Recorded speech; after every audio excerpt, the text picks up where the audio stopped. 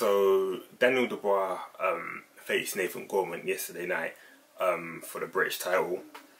You know what? Before the fight, I'd done my analysis on both of them. From comparing Dubois and Gorman, I thought Gorman was way more technically better than Dubois. In terms of footwork, Dubois definitely wasn't as good as Nathan Gorman as well. I kind of thought it was going to be a close fight between the two. I think Dubois had 13 fights, Nathan Gorman had 11 professional fights. Gorman trained by Ricky Hatton, obviously aspired against Tyson Fury as well. So he's coming from a good camp. Not to get ahead of myself, but I know after the fight between them two, Gorman had said that they had a great camp, and I assume they'd had a great camp as well. But to be fair, Daniel Dubois looked solid in that fight against Nathan Gorman. He looked absolutely solid. I didn't expect Dubois to clean him out that quick. What was it, 5 rounds? Dubois was definitely the much better fighter between the two. Nathan Gorman, he didn't live up to expectations that I thought he had. When I seen his highlights, he had great footwork, he had a great jab. I think he could switch between both stances, both orthodox and southpaw. And Dubois was kind of going into fight with just pretty much power, kind of relied on power. But in the early rounds, I think as soon as Gorman felt Daniel Dubois' power, he kind of backed off a bit. In the second round, he got cut on the left eye, and I think from there Gorman was just on the back foot the whole fight.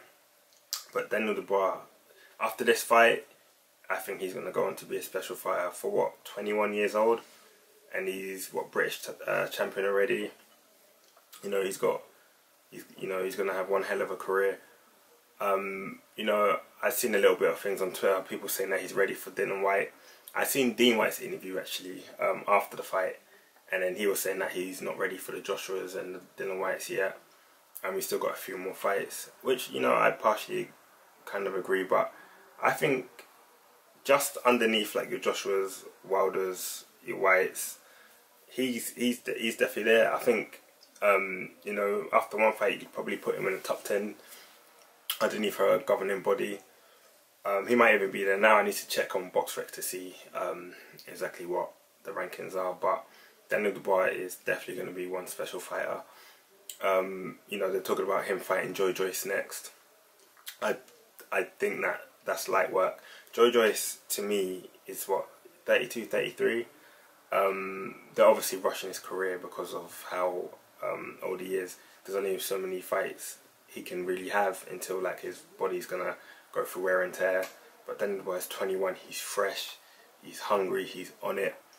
And I'm definitely looking forward to seeing him progress 100%. I remember a few months ago, or I should say a few years ago, they were talking about, I think Dubois had a sparring session with Anthony Joshua, and that was when Daniel Dubois' name was like fully coming into limelight, and they said that Daniel Dubois had sparked Joshua in a sparring session, and then Joshua was saying not to rush Dubois because they were just trying to get his career up and running. But now I think it's a great time for him to start. You can start facing your Trezoras, potentially Povetkins, your Takams, potentially a Parker. I feel like Dubois is potentially on that level. I'm not gonna lie to you. For how quick and how easy he beat Gorman and all his other fights. I mean, he does need to work a bit on his footwork, I think. But other than that, I see big things for Dubois. If he faces Joe Joyce next, I think he cleans him out. And after Joe Joyce, you got to put him with the championship talk. You got to put him up there. That's just how I feel anyway.